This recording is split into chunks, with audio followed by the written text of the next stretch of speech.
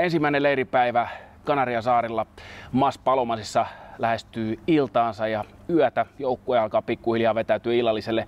Meillä oli upeat pelit äsken, hiki tuli niin kuin näkyy. Kuuma kuin mikä. Tämä on hieno olosuhde joukkueelle ja urheilijoille erityisesti. Tatu Väänänen, joukkueen kapteeni ja joukkueen päävalmentaja Petri Kettunen veti vähän yhteen sitä, että mitä merkitsee Suomen jengille se, että päästään leireilemään ennen kisoja tällaisissa olosuhteissa. No, mahtava fiilis on tällä hetkellä, että on päästy tänne, että nähdään aurinko taivaalla ja päästy vähän pitkän päivän jälkeen sporttaamaan, niin mikäs tässä kaikille hieno fiilis. Jengi ensimmäistä kertaa yhdessä koossa tässä tämmöisissä puitteissa ja näissä olosuhteissa. Mitä sä aistit tästä porukasta, kun sä katselet ja kuuntelet ja tunnet ympärillesi? No tietenkin vapautunut fiilis varmaan jokaisella. Kisapaikka on selvä ja päästään eka kerran sillä joukkueella sitten ole yhdessä, millä lähdetään kisoihin, mutta samalla taas sitten äärimmäinen innostus ja semmoinen odottava fiilis jokaisella tietää, että matka on kesken ja unelma hämöttää vielä edessä.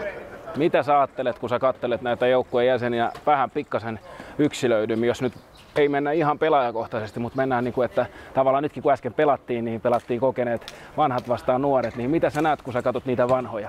Mitä sä ajattelet ja näet? No, tää on perinteinen tapa tehdä jako näillä leireillä, kun pelataan jotain muuta kuin salibändiä ja yleensä vanhat voittaa nämä pelit, että riippumatta mitä lajia pelataan. Se on mielenkiintoinen piirre. Innolla painaa ukot menee täällä, kun pienet pojat ja näkee, että tietysti pihapelejä on pelattu riippumatta lajista aika paljon. Ja mahtava into on olla vanhemmillakin ukoilla painaa tuolla kentällä menee koko ajan, vaikka pelataan kotossa tenniskentällä. No mitä sä näet siinä sitten kun me mennään astetta vakavampiin peleihin ja mennään sinne mihin kaikki tähtää, niin mitä sä näet näissä vanhoissa? No kyllä mä näen, että tämä on sama innostuksen, minkä he tuo mukana tullessaan sinnekin. Että vaikka on kokemusta ja maille ja alla aika paljon ja MM-kisoja pelattu monet, niin edelleen toi lapsenomainen into tähän lajin tekemiseen ja pelaamiseen ja se nautinto, mikä tästä urheilusta saa, niin kyllä mä toivon, että se välittyy heidän kautta koko joukkueeseen. Ja sit saa sitten joukkue myös vähän lisää puhtia, että näkee, että kaikki on oikeasti aidosti innostuneesti mukana tässä touhussa, niin kyllä tää on mahtavaa touhua nähdä läheltä. Laskettiinko me, Pete, niin, että lopultakin 8 ensikertalaista, 9 on joukkueessa mukana, 1 on heistä nyt kotona vatsataudissa, mutta 8 on täällä mukana. Mitä sä näet, kun sä katselet näitä joukkueen nuorta karttia?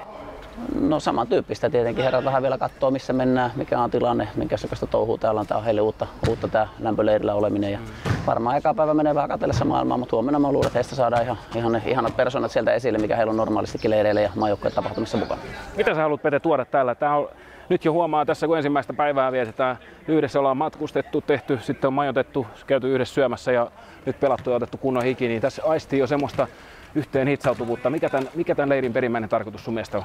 No, viimeinen yhteen hitsaaminen oikeastaan tämä ryhmän lopullinen tiivistäminen. Vaikka meillä on ollut mahtava ja hyvä henki koko tämän projektin ajan joukkueessa, niin aina se sitten loppua kohti vielä tiivistyy ja nyt päästään niin hyvästä lähtöasemasta tänne, että kiva katsoa, että mitä tämä lopulta tulee olla. Että se ryhmäytyminen viimeisen vimpan päälle täällä ja se viimeinen virittäytyminen, että me ollaan oikeasti valmiita lyömään itsemme likoon joka tilanteessa tämän joukkueen ja tämän yhteisen unelman eteen, mikä meillä on. Mietitkö tässä vaiheessa mitään pelisysteemillisiä asioita ja juttuja?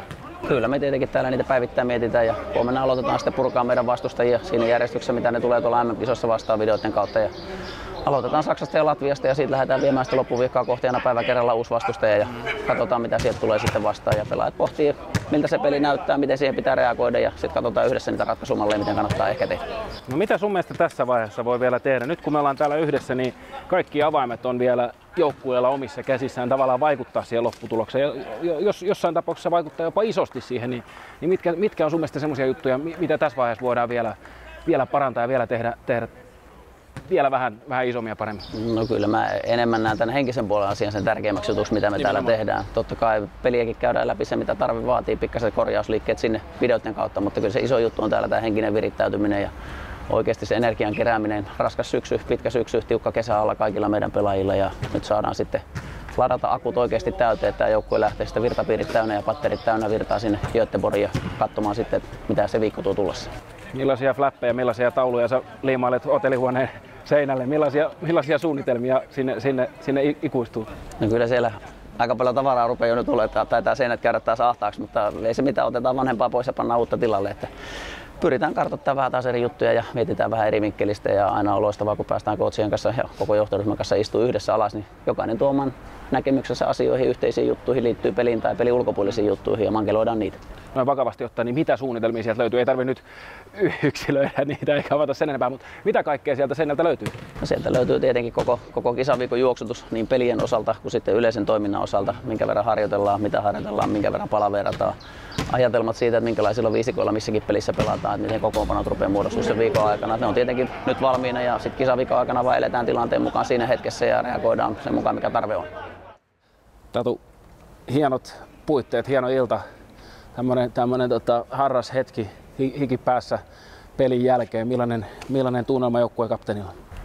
No, on mukava olla täällä jo nyt, että päästiin urheilun makuun ja saatiin koneesta noin jalat pois ja vähän kuona-aineet liikkeelle sieltä, niin tästä on hyvä jatkaa huomiseen ja hyvin treeneihin. Ja äijillä oli ihan taistelu päällä ja kun oltiin tämmöisissä leikkipeleissä, niin se aina tietenkin meikäläisen sydäntä miellyttää. Mitä sä aistit ja mitä sä näit ja kuulit tuossa ympärilläs, kun matkaa tänne tehtiin ja tuossa yhdessä joukkueen kanssa oltiin jo pitkään aikaa tiiviisti yhdessä, niin millaisia asioita sä panit merkille? No se just, että ei kukaan sillä halua niinku pieniäkin kaksinkamppailua tai pientä pallorallia niin hävitä tuolla. Et se on niinku aina se iso juttu ja niinku se läppä lentää siellä, vaikka Moilainenkin otti tuossa vähän verta pakkiin ja jalka aukesi, mutta hymyillään ja kuittaillaan ja mennään täysillä, niin se on hieno homma. Onko tässä niinku tietyllä tapaa, vaikka tämä on tämmöinen rento ja hengenluomistapahtuma, niin silti se asetelma on aika semmoinen jo henkistä lujuutta niin kuin ikään kuin hakeva ja sitä semmoista yhteistä voimaa niin kuin keräävä. Näetkö tässä semmoisia elementtejä? Joo, siis ehdottomasti. Että ei tämä niinku pelkästään meille ole sellainen yksittäinen leiri tässä, että ollaan tultu maajoukkojen kanssa leireille, vaan että jokaisella on niinku todellakin se mielessä viimeisen EFT jälkeen, että nyt tämä on se kisajoukko ja tällä mennään kohti sitä meidän unelmaa tuonne Göteborgiin. Ja niinku, se fiilis on sen mukana, että se koko ajan tiivistyy ja kasvaa tässä tämänkin leirin mittaan. Niin se huomasi tässä alussa ja ihan varmaan tullaan huomaamaan tuossa eteenpäin, kun mennään. Mitä sä luulet, että urheilija Roppa tykkää tästä lämmöstä? Tämä on parasta. Hei. Suomeen kun saisi tämmöiset kelit, niin ehdottomasti me oltaisiin Suomessa. Ei tämä niinku siitä paikasta kiinni. Että me tullaan sinne, missä on niinku otollisemmat olosuhteet sille, että voi valmistautua ja olla sitten virkeitä, kun alkaa kisat. Tämä on nyt se paikka ja me ollaan tyytyväisiä täällä.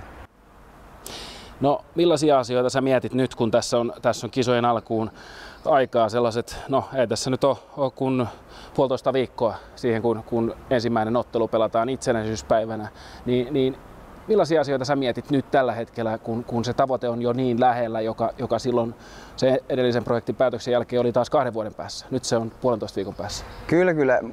Toki mulla se ei sillä lailla, niinku, olen oppinut sen jo näinä vuosina, mitä on maajoukkojen 2-vuotisprojekteja tehty, että sitä ei kannata liian kauaksi niinku, sitä ajatusta viedä. Että on niinku tässä hetkessä nyt ja tietenkin se niinku iso haave ja semmoinen unelma siellä on kaikilla tuolla vähän edessäpäin, mutta nyt mennään tässä hetkessä ja tehdään nämä asiat niin kuin sillä lailla, että pystytään olemaan siellä Göteborgissa sitten niin kuin ensimmäisestä päivästä lähtien ihan niin valmis kuin vaan pystyy.